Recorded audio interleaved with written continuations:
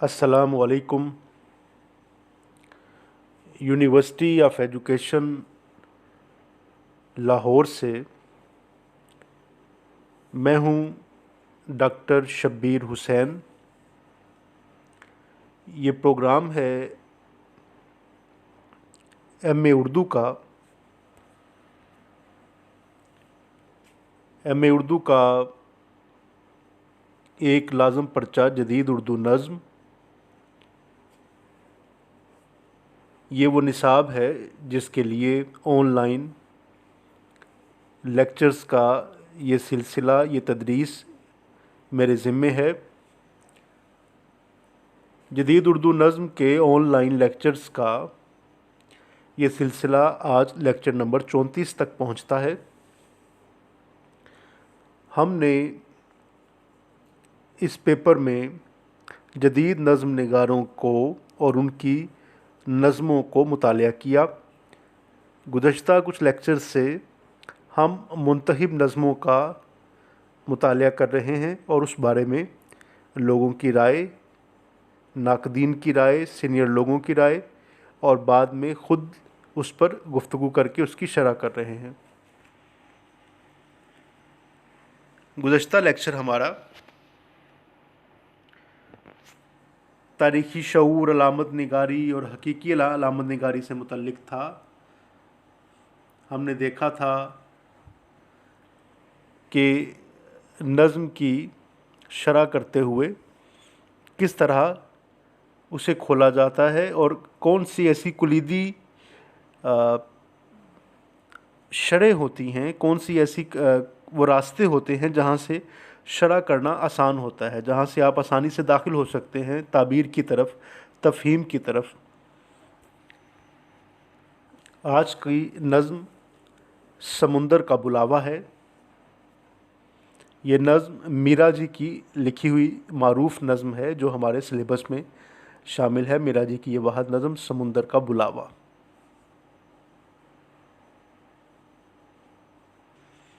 आइए इस नज़्म को ज़िया महियुद्दीन साहब की आवाज़ में तहतुल लफ्ज़ सुनते हैं। मीरा जी की एक नज़्म है समंदर का बुलावा। ये सरगोशियाँ कह रही हैं, अब आओ कि बरसों से तुमको बुलाते बुलाते मेरे दिल पे गहरी थकन छा रही है। कभी एक पल को, कभी एक अरसा सदाएं सुनी हैं, मगर ये अनोखी सदा आ रही है। बुलाते बुलाते तो कोई ना अब तक थका है, ना आइंदा शायद थकेगा। मेरे प्यारे बच्चे, मुझे तुमसे कितनी मोहब्बत है। देखो, अगर यूं किया तो बुरा मुझसे बढ़कर भी कोई ना होगा। खुदाया खुदाया, कभी एक सिसकी, कभी एक क्यूरी, कभी एक तबस्सुम, मगर ये सदाएं तो आती रही हैं। इन्हीं से हयाते दो रोज़ा अबद से मिली है। मगर ये अनोखी सदा जिस पे गहरी थकन छा रही है, ये हर एक सदा को मिटाने की धमकी दिए जा रही है। अब आंखों में जुम्बिश, न चेहरे पे कोई तबस्सुम, न त्योरी, फकत कान सुनते चले जा रहे हैं। एक गुलसितां है, हवा लहलहाती है, कलियां चटकती हैं, गुंचे महकते हैं और फूल खिलते हैं, खिल खिल के मुरझा के गिरते हैं। एक फर्श मखमल बनाते हैं जिस पर मेरी आरजुओं की परियां अजबान से यूं रवां हैं कि जैसे गुलिस्तां भी एक आईना है। इसी आईने में हर एक शक्ल निखरी, संवर कर मिटी और मिट ही गई, फिर न उभरी। ये पर्वत है, खामोश, साकिन। कभी कुछ चश्मा उबलते हुए पूछता है कि उसकी चट्टानों के उस पार क्या है, मगर मुझको पर्वत का दामन ही काफी है। दामन में वादी है, वादी में नदी है, नदी में बहती हुई नाव ही आईना है। इसी आईने में हर एक शक्ल निखरी, मगर एक पल में जो मिटने लगी है तो वो फिर न उभरी। ये सहरा है, फैला हुआ खुश्क बेबर्ग सहरा। ये सरगोशियां कह रही हैं, अब आओ कि बरसों से तुमको बुलाते बुलाते मेरे दिल पे गहरी थकन छा रही है। कभी एक पल को, कभी एक अरसा सदाएं सुनी हैं, मगर ये अनोखी सदा आ रही है। बुलाते बुलाते तो कोई ना अब तक थका है, ना आइंदा शायद थकेगा। मेरे प्यारे बच्चे, मुझे तुमसे कितनी मोहब्बत है। देखो, अगर यूं किया तो बुरा मुझसे बढ़कर भी कोई ना होगा। खुदाया खुदाया, कभी एक सिसकी, कभी एक क्यूरी, कभी एक तबस्सुम, मगर ये सदाएं तो आती रही हैं। इन्हीं से हयाते दो रोजा अबद से मिली है। मगर ये अनोखी सदा जिस पे गहरी थकन छा रही है, ये हर एक सदा को मिटाने की धमकी दिए जा रही है। अब आंखों में जुम्बिश, न चेहरे पे कोई तबस्सुम, न त्योरी, फकत कान सुनते चले जा रहे हैं। एक गुलसिता है, हवा लहलहाती है, कलियां चटकती हैं, ऊंचे महकते हैं और फूल खिलते हैं, खिल खिल के मुरझा के गिरते हैं। एक फर्श मखमल बनाते हैं जिस पर मेरी आरजुओं की परियां अजबान से यूं रवां हैं कि जैसे गुलिस्ता भी एक आईना है। इसी आईने में हर एक शक्ल निखरी, संवर कर मिटी और मिट ही गई, फिर न उभरी। ये पर्वत है, खामोश, साकिन। कभी कोई चश्मा उबलते हुए पूछता है कि उसकी चट्टानों के उस पार क्या है, मगर मुझको पर्वत का दामन ही काफी है। दामन में वादी है, वादी में नदी है, नदी में बहती हुई नाव ही आईना है। इसी आईने में हर एक शक्ल निखरी, मगर एक पल में जो मिटने लगी है तो वो फिर न उभरी। ये सहरा है, फैला हुआ खुश्क बेबर्ग सहरा। बगुले यहाँ तुंद भूतों का अक्स मुजस्सम बने हैं, मगर मैं तो दूर एक पेड़ों के झुरमट पे अपनी निगाहें जमाए हुए हूं। न अब कोई सहरा, न पर्वत, न कोई गुलिस्तान। अब आंखों में जुम्बिश, न चेहरे पे कोई तबस्सुम, न त्योरी। फकत एक अनोखी सदा कह रही है कि तुमको बुलाते बुलाते मेरे दिल पे गहरी थकन छा रही है। बुलाते बुलाते तो कोई ना अब तक थका है, ना शायद थकेगा। तो फिर ये निदा आईना है, फकत मैं थका हूं बुलाते बुलाते। न सहरा, न पर्वत, न कोई गुलिस्तान, फकत अब समंदर बुलाता है मुझको कि हर शय समंदर से आई, समंदर में जाकर मिलेगी।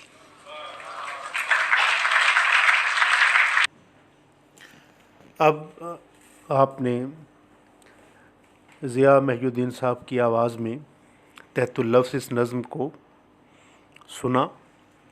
ये रहा इस नज़्म का टेक्स्ट भी। ये सरगोशियाँ कह रही हैं, अब आओ के बरसों से तुमको बुलाते बुलाते मेरे दिल पे गहरी थकन छा रही है। कभी एक पल को, कभी एक अरसा सदाएं सुनी हैं, मगर ये अनोखी निदा आ रही है। ये इसका दूसरा हिस्सा है। अब आंखों में जुम्बश, न चेहरे पे कोई तबस्सुम, न त्योरी, फ़कत कान सुनते चले जा रहे हैं। इसी आईने में हर एक शक्ल निखरी, मगर एक पल में जो मिटने लगी है तो फिर न उभरी। देखिए, इसका निदा आवाज़ को कहते हैं, सदा पुकार गैबी आवाज़ को। नीलाम में जो बोली लगाई जाती है उसे भी निदा कहते हैं, ऑक्शन के लिए। अबद वो ज़माना जिसकी इंतहा मुस्तकबिल में ना हो, गैर मुतनाही ज़माना। इसे ज़िद के तौर पर इस्तेमाल किया जाता है अज़ल की, अज़ल और अबद। याद होगा अबद के समुंदर की एक मौज जिस पर मेरी ज़िंदगी का कवल तैरता है। मजीद साहब की जो लाइन थी।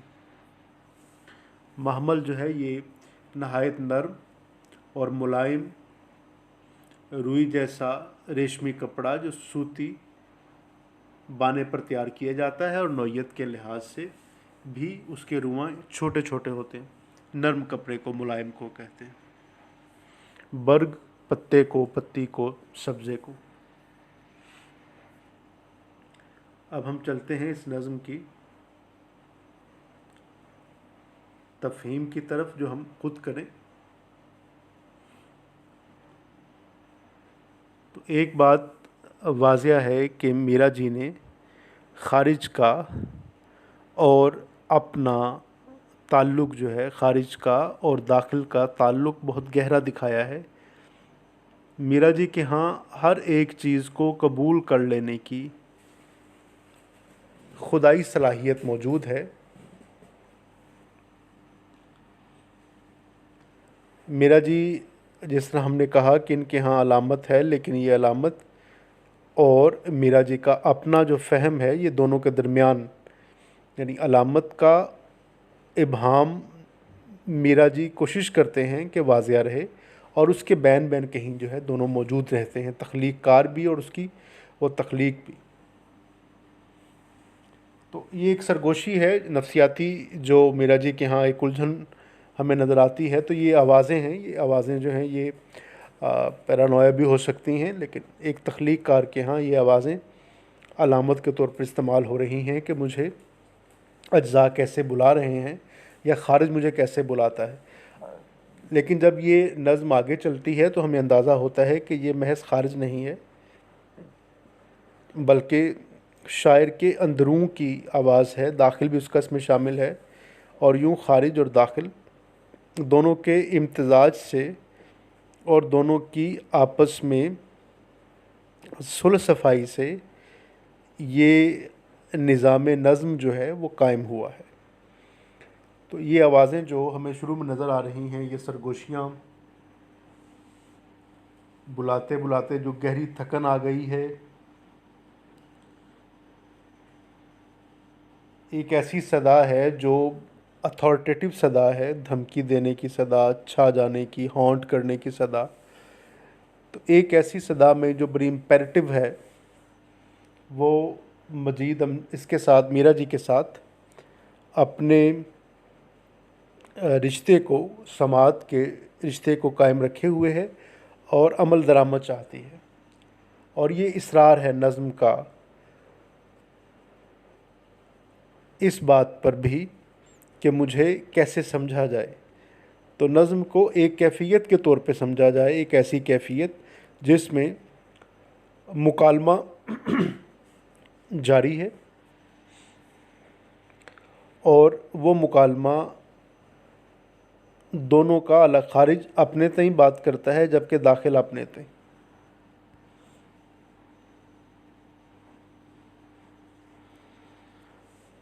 अब आँखों में जुम्बश न चेहरे पे कोई तबस्सुम न त्यूरी, फ़कत कान सुनते चले जा रहे हैं।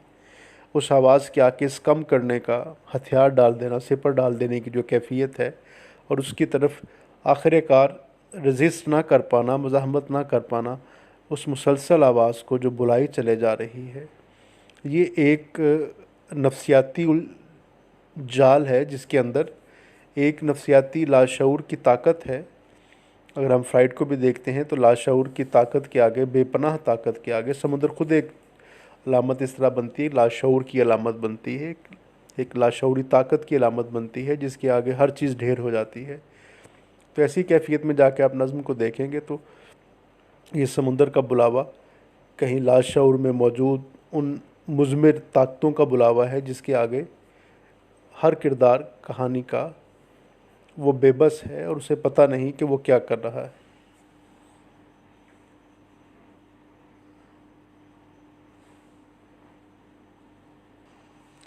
इस नज़म के हवाले से एक ये लेक्चर का लिंक ऑनलाइन दस्तयाब है। इसमें देखिए, ये ख़ातून हमसाया मुल्क से उर्दू ज़ुबान की उस्ताद हैं।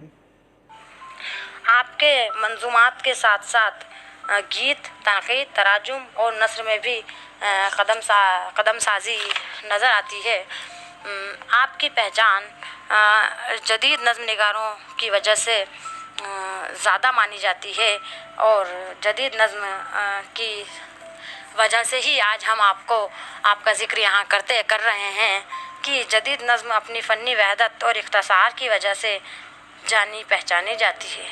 जदीद नज़्म में आज़ाद और मुअर्रा नज़्म के साथ साथ पुरानी मंजूमात की हैसियतें भी राइज हैं। नई नज़्म में मीरा जी का रवैया इबहाम और अबलाग के दरमियान रहता है। इनके यहाँ इबहाम की उस तरह की ख्वाहिश कतई नहीं है कि मानवी और लफ्ज़ी इबहाम पैदा कर पढ़ने वाले को उलझा दें। आपकी नज़्म समंदर का बुलावा में सतही मानवियत को हमाजहत बनाया है।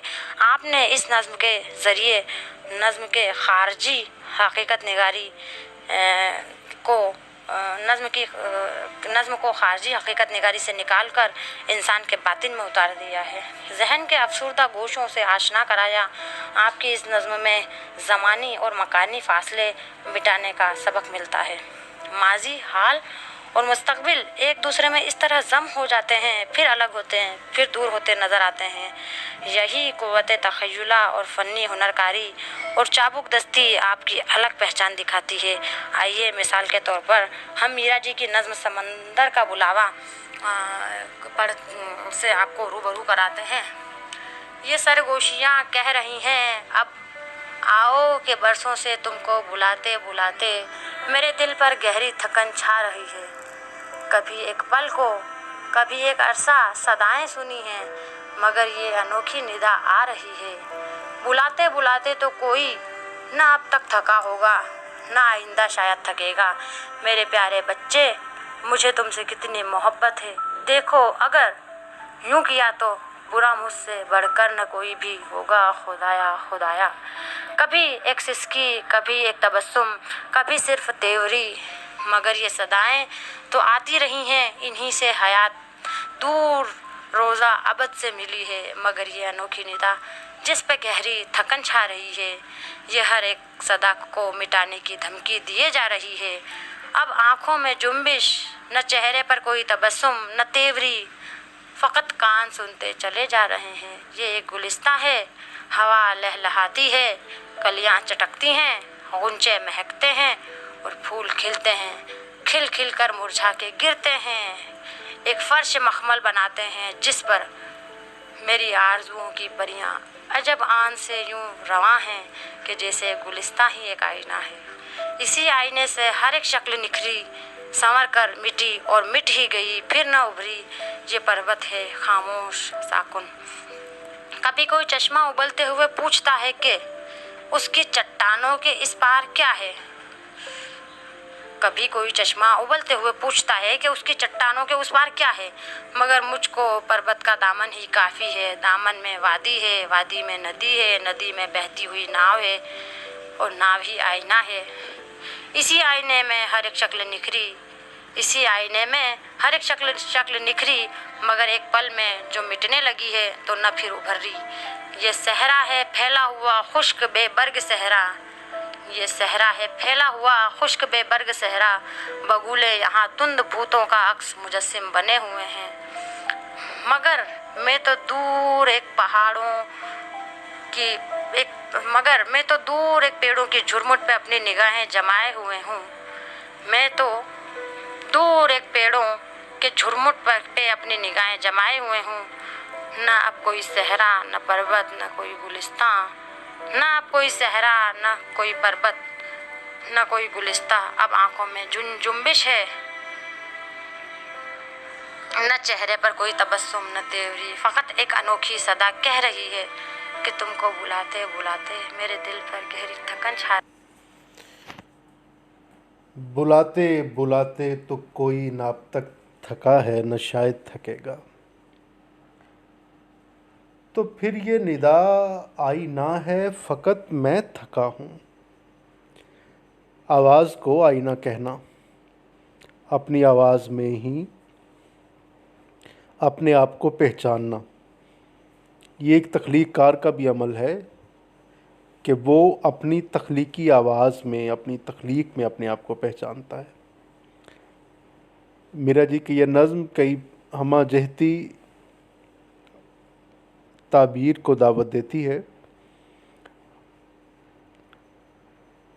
आज की इस नज़म की किरत से और इस पर गुफ्तगू से आप तालिब इल्मों ने यकीनन मीरा जी के अंदाज़ को समझा होगा और मीरा जी के यहाँ मौजूद जो एक नफ्सियाती जहान है, मीरा जी का अलामती जहान है, और ख़ारिज दाखिल का जो ताल्लुक़ है उसको भी गिरफ़्त करने की कोशिश की होगी।